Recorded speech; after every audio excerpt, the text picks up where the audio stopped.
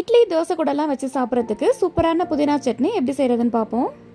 இது பண்ணுறதுக்கு ஒரு பேனில் 2 டேபிள் ஸ்பூன் ஆயில் சேர்த்துட்டு 1 டீஸ்பூன் கடலைப்பருப்பு 1 டீஸ்பூன் உளுத்தம்பருப்பு சேர்த்து நல்லா வறுத்துப்போம்.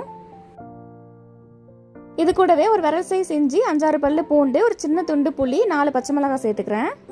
உங்கள் காரத்துக்கு தகுந்த மாதிரி நீங்கள் மிளகாவை அட்ஜஸ்ட் பண்ணி சேர்த்துங்க. கூடவே ஒரு மீடியம் சைஸ் வெங்காயத்தை கட் பண்ணி சேர்த்துக்கிறேன். வெங்காயம் இந்த அளவு வதங்கி வந்தோன்னா ஒரு கையளவு புதினா கொஞ்சமாக கொத்தமல்லி இலை சேர்த்துப்போம். இப்போ இது எல்லாத்தையும் நல்லா வதக்கிப்போம். இப்போ புதினா கொத்தமல்லி நல்லா வதங்கி வந்தோன்னே 1/4 டீஸ்பூன் பெருங்காயத்தூள், துருவின தேங்காய் 2 டேபிள் ஸ்பூன் சேர்த்துப்போம். தேங்காவை ஜஸ்ட் லைட்டாக வதக்கினா போதும், ரொம்ப நேரம் வதங்க தேவையில்லை. இப்போ இதெல்லாம் நல்லா ஆறுனதுக்கப்புறம் ஒரு ஜாரில் சேர்த்துட்டு தேவையான அளவு உப்பு சேர்த்து கொஞ்சமாக தண்ணி சேர்த்துட்டு நல்லா ஃபைனாக அரைச்சிக்கலாம்.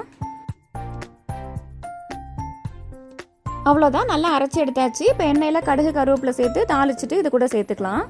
அவ்வளோதாங்க, சூப்பரான புதினா சட்னி ரெடி ஆகிடுச்சு. இட்லி தோசைக்கு சூப்பர் காம்பினேஷன். கண்டிப்பாக நீங்களும் ட்ரை பண்ணுங்கள்.